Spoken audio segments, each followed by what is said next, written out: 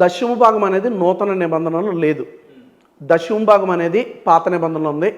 నూతన నిబంధనలో free will offering అంటాం. అంటే ఎవరు ఇష్టము కొలది, ఎవరు ఎంత ఇవ్వగలిగితే స్వతహాగా మనము ఆ యొక్క దశమ భాగం చెల్లించవచ్చు. 10% ఇవ్వాలని లేదు, 20% ఇవ్వాలని లేదు. మీరు కోల్గేట్ అనే ఆ యొక్క పేస్ట్ గురించి అందరికీ కూడా తెలుసు. విలియం కోల్గేట్ ఆయన పేరు. ఆయన కుటుంబం ఈరోజు 90% దశమ భాగం ఇస్తున్నారు. ఈరోజు నూతన నిబంధన వచ్చేసరికి ఇంతే దశమ భాగం ఇవ్వాలని రూల్ ఏం లేదు. ఎవరు స్వేచ్ఛ కొలది వారు దశమ భాగం ఇవ్వచ్చు. ఆ దశమ భాగాన్ని సేవకుడు తన యొక్క కానీ దశమ భాగం అనేది ఇవ్వడం మ్యాండేటరీ అనేటట్టు ఇప్పుడు ఉంది కదా, దాన్ని ఎట్లా చెప్తారు మీరు? దశమ భాగము మ్యాండేటరీ అనేది అది పాత నిబంధన వరకు మాత్రమే. నూతన నిబంధన వచ్చేసరికి దశమ భాగం మ్యాండేటరీ ఇప్పటికి కంటిన్యూ అవుతుందండి. అది ఆ రకమైన పరిస్థితులు ఇప్పటికి ఉన్నాయి. మీరు ఎందుకు దాన్ని కప్పిపుచ్చుకునే ప్రయత్నం చేస్తారు? నిజాలు మాట్లాడితే బాగుంటుంది. ప్రాక్టికల్ ఏం జరుగుతుందో చెప్తే. నేను ప్రయత్నం చేయట్లేదు. దశమ భాగం ఇవ్వాలి అని డిమాండ్ చేసేటువంటి సేవకులు బహుశా ఉండదు. కొంతమంది పాస్టర్లు దేవుళ్ళ పేర్లు చెప్పి ఆర్థికంగా బలపడడానికి, ఆర్థికంగా వనరులు సంపాదించుకోవడానికి భక్తుల్ని పీడించుకో తింటున్నారు. అంటే మీరు దీన్ని యాక్సెప్ట్ చేస్తారా చేయరా? యాజ్ ఎ పాస్టర్ గా చెప్పండి. నేను కొంతమంది జ్యోతిష్యులు వారు బ్లాక్ మెయిల్ చేసి నేను ఇది జరిగిపోతుంది మళ్ళీ మొదటికి వస్తున్నారు. నేను మళ్ళీ మొదటికి వస్తున్నారు. నేనేమంటున్నా, పాస్టర్లు దశమ భాగాల రూపంలో ఆర్థికంగా బలపడడానికే ఉపయోగిస్తున్నారు, భక్తుల పేర్లను వాళ్ళని పీడిస్తున్నారు అని చెప్తారు. దాన్ని యాక్సెప్ట్ చేస్తారా చేయాలంటే మీరు మళ్ళీ మీరు జాతకం చెప్తారు, చిలక జ్యోతిష్యం చెప్పేటోడు ఆడు అది కాదు. నేను చెప్పింది మీరు యాక్సెప్ట్ చేస్తారా లేదా? నేను చెప్పాలనుకుంటున్న అంశము, ప్రతి దాంట్లో మోసగాడు ఉంటాడు. If there is white there should be black. తెలుపు ఉంటే నలుపు ఉంటుంది, మంచి ఉంటే చెడు ఉంటుంది, చీకటి ఉంటే వెలుగు ఉంటుంది. అలాగే మంచివారు ఉన్న చోట ఖచ్చితంగా చెడ్డవారు. అరే మీరే ఇందాక అన్నారు కదా, మేము ప్రతి వారం మీటింగ్లు పెట్టి మా దేవుని యొక్క గొప్పతనం చెప్తామని చెప్తారు. అంటే ఏంది దేవుని యొక్క గొప్పతనం? అంటే ఇదేనా? దేవుని పేరు వాడుకొని ఎవరైనా ఏదైనా చేయొచ్చు అనేదేనా మీరు చెప్పే గొప్పతనం? దశమ భాగం మీరు ప్రతిదీ ఉదాహరణలు చెప్తుంటే మీ గ్రంథంలో గట్ల లేదా అని చెప్తున్నారు. అట్లా కాదు. గ్రంథంలో ఉన్నదా లేదా, హైందత్వంలో ఉన్నదా లేదా పక్కన పెడితే బైబిల్ గురించే నేను మాట్లాడుతున్నా. దీన్ని నేను చెప్పేవన్నీ యాక్సెప్ట్ చేస్తారా చేయరా? మీరు కేవలము మీరు బైబిల్ గురించే మాట్లాడుతున్నాను అంటున్నారు కనుక మరి నేను కూడా సొసైటీలో జరిగేవి ఖచ్చితంగా చెప్పాల్సిందే. I'm speaking about religions. మీరు బైబిల్నే టార్గెట్ చేసి మాట్లాడతాను అనేది కరెక్ట్. బైబిల్ టార్గెట్ కాదు. ఐఎమ్ స్పీకింగ్ అబౌట్ రిలీజియన్స్, మతాల గురించి నేను మాట్లాడుతాను. మీలాంటి పాస్టర్లు ఏమంటారు అంటే రామాయణం కంటే, మహాభారతం కంటే, ఖురాన్ కంటే బైబిల్ చాలా గొప్పది, బైబిల్ చాలా పరిశుద్ధమైంది, బైబిల్ చాలా సనాతనమైంది అని చెప్తుంటారు. అంటే వాళ్ళతో కంపారిజన్ పెట్టుకున్నప్పుడు మీకంటే ఒక స్పెషాలిటీ ఉండాలి కదా. కానీ బైబిల్ని నమ్ముకొని ఇలా కూడా జరుగుతుందని నేను చెప్తున్నా. That's it. బైబిల్ని నమ్ముకుని లేదా దేవుని పేరు చెప్పి మోసగాళ్ళు ఇప్పటి నుంచే కాదు బ్రదర్, అది ఇప్పటి నుంచో జరుగుతూ ఉంది. సృష్టి ప్రారంభం నుంచి కూడా మంచి ప్రవక్తలు ఉన్నారు, చెడ్డ ప్రవక్తలు ఉన్నారు. రైట్.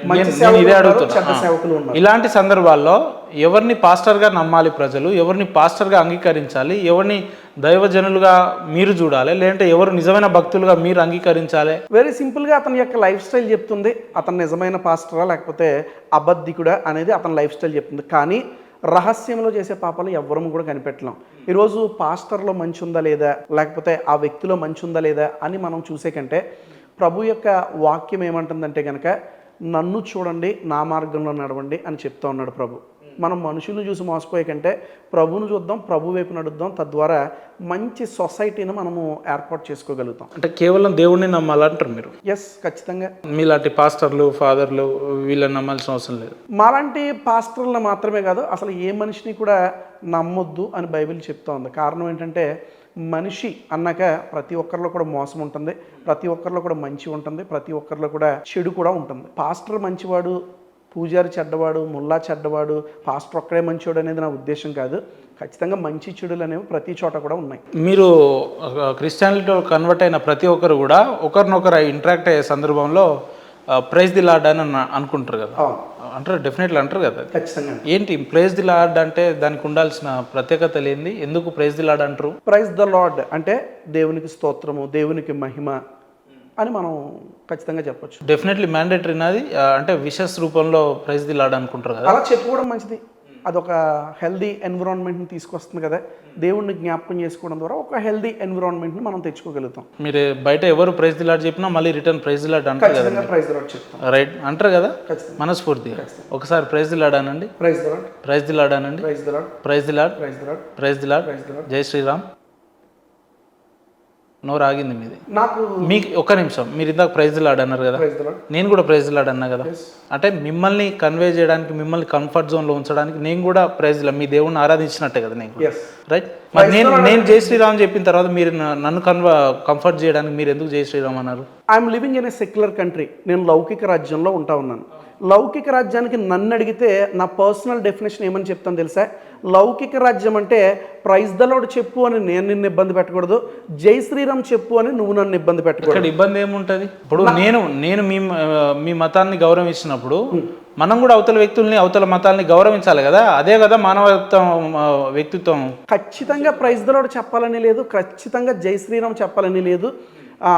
నమస్తే అని మనం చెప్పుకోవచ్చు, లేకపోతే మనము హలో హాయ్ అని చెప్తే మీకు వచ్చే ఇబ్బంది ఏందంటున్నా. జై శ్రీరామ్ అని చెప్తే మీకు వచ్చే ఇబ్బంది, నేను ప్రైజ్ లార్డ్ అని చెప్పినప్పుడు నాకు వచ్చే ఇబ్బంది లేనప్పుడు మీరు జై శ్రీరామ్ అని చెప్తే సరే. నేను జై శ్రీరామ్ చెప్పాలంటే నేను ఒక ప్రశ్న అడగాలనుకుంటున్నాను.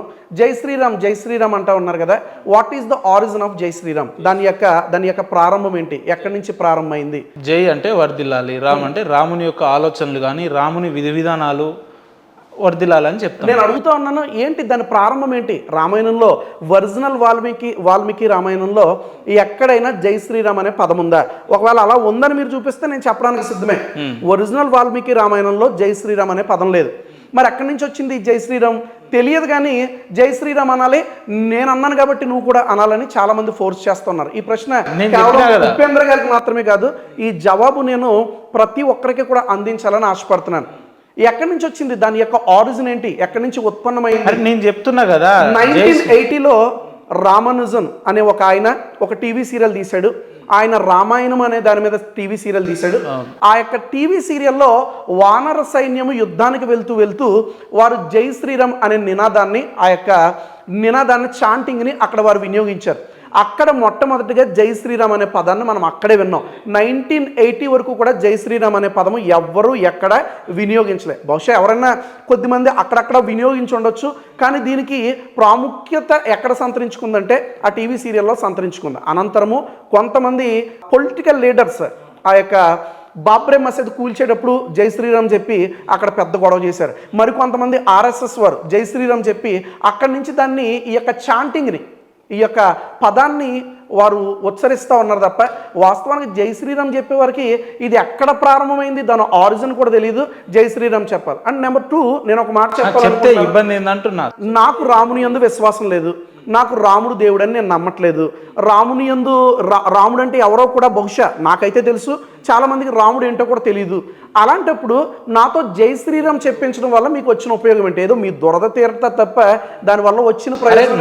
నాకు కూడా జీసస్ మీద నమ్మకం లేదు, యెహోవా మీద నమ్మకం లేదు. అది ఎక్కడో ఆయన ఎట్లా పుట్టిండో తెలియదు, ఎవరికి పుట్టిండో తెలియదు. అయినా నేను ప్రైజ్ ది లార్డ్ చెప్పట్లేదా? మిమ్మల్ని చెప్పమని ఎవరు ఫోర్స్ చేయలేదు కదా బ్రదర్. నేను రాముడు ఎవరో తెలియదు అని అన్నారు కదా మీరు. ఈ మాట ఈ స్టూడియోలో అంటున్నారు, బాగుంది. ఇది హైందవ సోదరులు ఉంటే మీకు చాలా ఇబ్బంది అవుతుంది. రాముడు ఎవరో తెలియదు అని ఈ రకంగా కించపరిచి మాట్లాడడం అయితే మంచిది లేదు. నేను నా స్టేట్మెంట్ నేను చెప్పట్లే. ఎవరెవరైతే కొంతమంది జై శ్రీరామ్ అని చెప్పమని ఇతరులని ఇబ్బంది పెడుతున్నారో, మీకు రాముడు ఎవరో తెలియందే వాల్మీకి రామాయణం రాసిందన్నట్టు తెలుసు, రామాయణంలో ఏం జరిగిందో తెలుసు, చరిత్రలన్నీ కూడా చెప్పగలుగుతున్నారా? ఈ శ్లోకాలన్నీ కూడా చెప్పగలుగుతారు. అందుకే ఒక కోట్ చేస్తున్నాను. నేను అంటే నాట్ మీ, మీరు అంటే నాట్ యూ. ఓకే, ఇక్కడ నేను ఒక కమ్యూనిటీని ఉద్దేశించి నేను మాట్లాడుతున్నాను, క్రిస్టియన్ కమ్యూనిటీ. మీరు అంటే నేను ఒక సనాతన ధర్మాన్ని ఉద్దేశించి నేను మాట్లాడుతున్నాను. కొంతమంది సనాతన ధర్మ భక్తులు లేదా ప్రచారకులు వారు ఏం చేస్తున్నారంటే జై శ్రీరామ్ చెప్పి అంటున్నారు, బలవంతం పెడుతున్నారు, కొడతారేమో అని చెప్పి జై శ్రీరామ్. సనాతన ధర్మంలో భక్తులు ప్రచారకులు ఉండరు, సంస్కృతి సాంప్రదాయాల్ని పాటించే నిజమైన హిందువులు ఉంటారు. నేను ఇప్పుడు మీకు వీడియో షేర్ చేస్తాను, నేను సనాతన భక్తుడిని అని చెప్పిన వారిని ఒక 10 సంఖ్యలో టెన్స్ ఆఫ్ వీడియోస్ నేను షేర్ చేస్తాను. నేను సనాతన భక్తుడిని అంటారు వారు, నేను సనాతన భక్తుడిని అంటారు. ఇప్పుడు వీరు సరే ఎవరైనప్పటికీ పోనీ హిందూ సహోదరులు అందామా, వారు కూడా మా సహోదరులే. హిందూ సహోదరులు అందామా, ఈ హిందూ సహోదరుల్లో అందరూ కాదు, కొందరే, చాలా తక్కువ మంది హిందువులంతా మా సోదరులు అంటున్నారు, కానీ జై శ్రీరామ్ అంటే మీరు అని అంటున్నారు. నేను చెప్తా ఉన్నాను కదా బ్రదర్, నేను ఒక సెక్యులర్ కంట్రీలో ఉన్నాను, నాకు రాముని యందు విశ్వాసం లేదు, నేను రాముడిని దేవుడిగా నమ్మట్లేదు. రాముని గురించి రాముణ్ణి నేను జై కొట్టాల్సిన అవసరం నాకు లేదని నేను అనుకుంటున్నాను. ఎందుకనంటే నాకు నచ్చితే ఖచ్చితంగా 100 సార్లు జై శ్రీరామ్ చెప్తాను, నాకు నచ్చితే 100 సార్లు 1,00,000 సార్లు జై శ్రీరామ్ చెప్తాను. నాకు నచ్చకపోతే చెప్పాల్సిన రాముడు లేడని మీరు ఎట్లా చెప్తారు? రాముడు లేడు అనే స్టేట్మెంట్ ఇంటర్వ్యూ మొత్తంలో నేను ఎప్పుడు ఇవ్వలే. రాముడు లేడని కొందరు అనుకుంటున్నారని చెప్పాను. రాముడిని నమ్మట్లేదు కొందరని నేను చెప్తా ఉన్నాను. నేను రాముడు లేడు అనే స్టేట్మెంట్ ఇవ్వట్లేదు, రాముడు ఉన్నాడు అనే స్టేట్మెంట్ కూడా నేను ఇవ్వట్లేదు.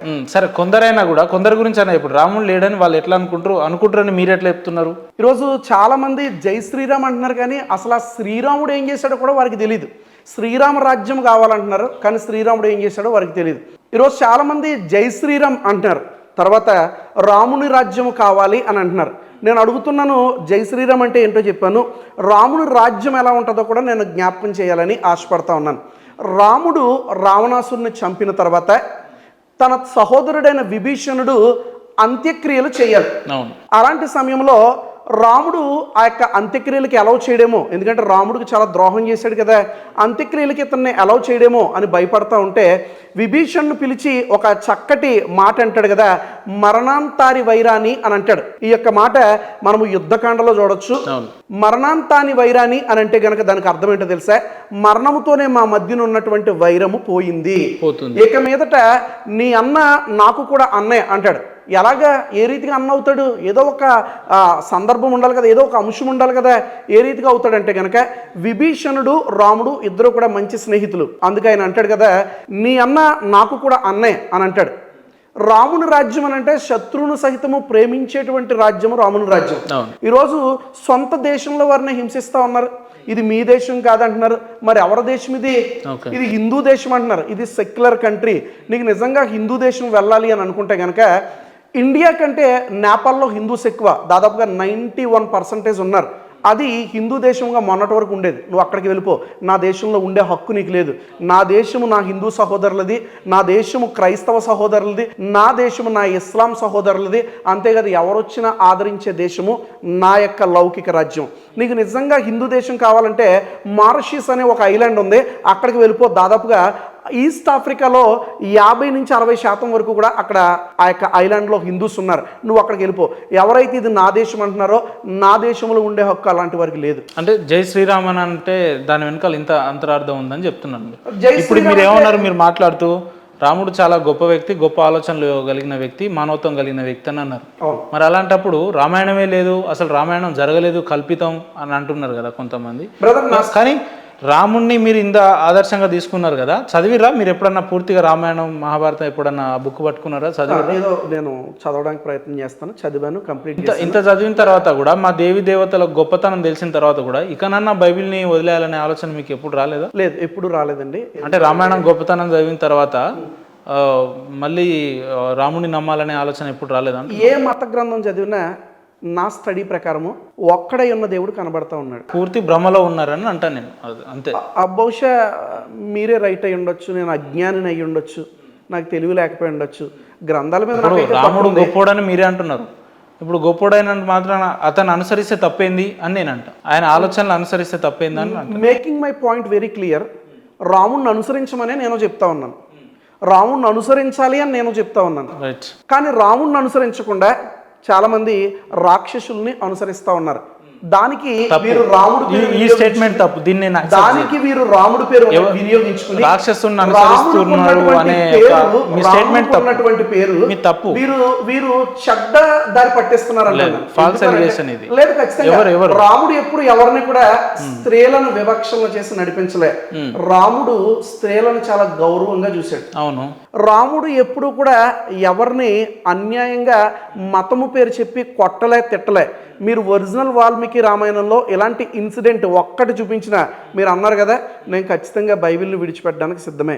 ఒరిజినల్ వాల్మీకి రామాయణంలో రాముడు ఎప్పుడు ఎవరిని మతం పేరు చెప్పి కొట్టలే, ప్రతి మతాన్ని కూడా పరమత సహనం కలిగి జీవించాడు. ఎవరు కొడుతున్నారు అంటున్నా? ఎవరు మతం మార్చమని ఎవరు కొడుతున్నారు? మహిళల్ని ఎవరు వేధిస్తున్నారు? ఎవరిని ట్యాగ్ చేస్తూ మాట్లాడుతున్నారు మీరు?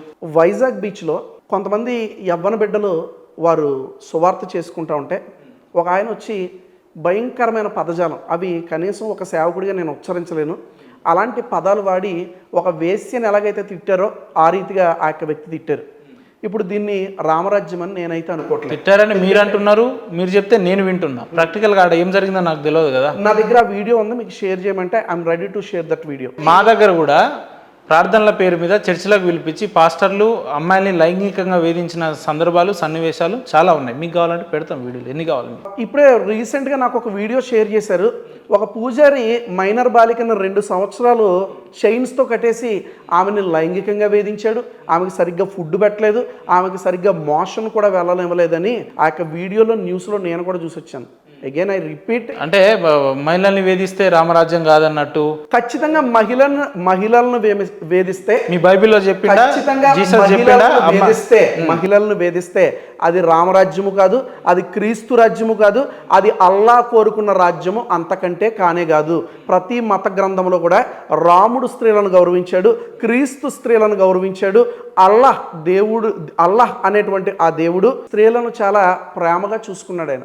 గనుక స్త్రీలను కొట్టి ఇది రామరాజ్యము, అమాయకులైన దళితుల మీద దాడి చేసి ఇది రామరాజ్యము, పేదవారి దగ్గరికి వెళ్ళి వారిని కులం పేరుతో దూషించి ఇది రామరాజ్యము అని అంటే నేను ఖచ్చితంగా చెప్తాను, రాముని రాజ్యము ఈ రీతిగా ఉండేది కానే కాదు. రాముని రాజ్యం చాలా ప్రత్యేకమైనది. ఆయన స్త్రీలను ప్రేమించాడు, గౌరవించాడు. ఆయన దళితుల్ని సహితము ఆయన ప్రేమించాడు అంటాను నేను. ప్రతి కమ్యూనిటీని సరిగ్గా ఆయన ప్రేమించి దగ్గరకు తీసుకున్నాడు అంటాను నేను.